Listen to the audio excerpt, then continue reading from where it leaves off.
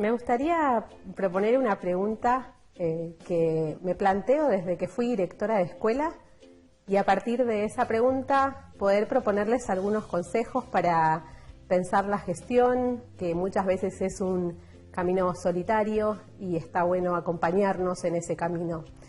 Y la pregunta que me planteo es por qué desde los equipos directivos, desde la gestión en las escuelas en general nos cuesta tanto salir de la demanda permanente y trabajar en forma reactiva, tratando de atajar todas las pelotas que el afuera nos va imponiendo, porque nos cuesta tanto poder pensar y soñar las escuelas en el mediano plazo, soñarlas, imaginarlas, salir del aquí y ahora, de la coyuntura y poder pensar más allá de eso. Creo que tiene que ver con la multiplicidad de funciones, con los tiempos que son muy escasos y todo eso lo que hace es que vayamos trabajando en pos de lo que el afuera nos impone y el riesgo de esto es que eso determine nuestra agenda. Entonces quería proponerles algunos consejos, algunas amarras, como dice el colega Blechmar, para pensar cómo hacer para no dejar caer, en ese intentar atajar todas las pelotas, no dejar caer las pelotas importantes, porque tendemos a atajar las urgentes, pero muchas veces en ese camino se caen las importantes. El primer consejo que quisiera darles tiene que ver con aprender a jerarquizar. Esto es a establecer prioridades y a no perder esas prioridades en el camino, como decíamos antes, dejando caer lo importante en pos de lo urgente, ¿no? Y esto tiene que ver con, a veces, ser selectivos también frente a lo que recibimos en las escuelas. A veces decimos sí a todo. El otro día me decía una directora, a mí me cuesta decir no frente a la demanda, pero entonces pensábamos juntas, si decimos que sí a todas las demandas, algo le estamos diciendo no. Por ejemplo, lo primero que resignamos en general es la observación de clases, el acompañamiento al docente adentro de lo que pasa y acontece adentro del aula. Eso es lo primero que resignamos frente a las urgencias que se imponen. Entonces, aprender también a ver cuándo decimos sí y cuándo decimos no, qué puede esperar y qué no. Y romper un poco esta lógica acumulativa que guía todas las decisiones institucionales, que a veces suponemos que proyecto más proyecto más proyecto va a garantizar calidad y en verdad esto no es así. Y en vez de preguntarnos todo el tiempo qué más o qué agregar, a veces animarnos a preguntarnos qué menos también o qué habrá que sacar para que esto nuevo tenga lugar, qué lugar vacío habrá que dejar para que acontezca lo nuevo. El segundo consejo tiene que ver con planificar. Esto no es ninguna novedad porque los docentes, los educadores estamos acostumbrados a planificar desde siempre, nos formamos planificando.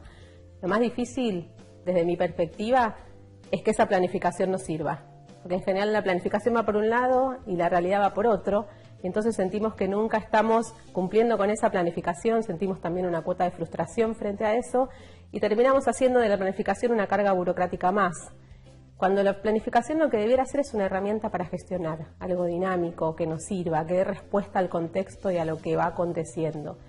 Por eso la propuesta es aprender a planificar desde lo que necesitamos, partiendo de este contexto para darle una respuesta lo más ajustada posible. Pero no una planificación rígida, una planificación que marque la hoja de ruta, que marque hacia dónde vamos, que sea lo suficientemente clara para marcar ese lugar hacia donde nos queremos dirigir, pero también lo suficientemente flexible para permitirnos hacerle todos los ajustes necesarios en función de lo que va pasando, que tenga en cuenta el emergente, que tenga en cuenta lo imprevisto, que tenga en cuenta que hay un área que no vamos a poder controlar y que sea nuestra hoja de ruta que nos vaya guiando. Y en este sentido me parece que tanto el plan de mejora como la agenda del director son los dos instrumentos de gestión que nos ayudan justamente a esto, a no perder el rumbo. El tercer consejo tiene que ver con aprender a abrir el juego. Esto es aprender a armar equipos, saber con quiénes contamos adentro de la institución, darles un lugar, trabajar junto a ellos. Muchas veces los equipos directivos sentimos cierta omnipotencia frente a las situaciones, como si pudiéramos resolver todo solos, cuesta pedir ayuda, cuesta decir también que algunas cosas no las sabemos, que no lo sabemos todos, como decía un director mendocino, ¿no? Y esto tiene que ver con justamente darle el lugar al otro. Cuando hablamos de parar la pelota, un director formoseño me decía el otro día, bueno, parar la pelota y ver a quién hacerle el pase. Y me parece que es una imagen interesante para ver con qué otros contamos adentro de la institución. Aprender a construir equipos es algo que decimos mucho, pero cuesta implementarlo porque los equipos, dice Bernardo, no se decretan, se construyen. Y esto habla de que esto es un punto de llegada. No encontramos un equipo armado cuando entramos a una organización. Esto requiere un trabajo, requiere un hacer, una gestión para construir estos equipos. El cuarto consejo tiene mucha relación con el primero, es hacer foco. Foco en la dimensión pedagógica muchas veces postergada en el hacer del día a día. Tiene mucho que ver con las prioridades y con no perder de vista cuál es el sentido de la tarea, enseñar más y mejor, función que si nosotros como escuela no cumplimos, no cumple nadie. Y esto es poder acompañar a los docentes, recuperar esa función pedagógica y ese rol pedagógico de los directores, estando al lado del docente, caminando al lado de él y también ayudándolo en su hacer, evitando las culpabilizaciones y trabajando en pos de una cultura más cooperativa dentro de las escuelas. Hay algo que en general es bastante característico en las instituciones, que es la famosa frase de yo en mi aula hago lo que quiero. Y el otro día un colega decía, se hacía una pregunta que a mí me parece interesante para pensar, que es si cada uno hace lo que quiere o cada uno hace, en todo caso, lo que puede.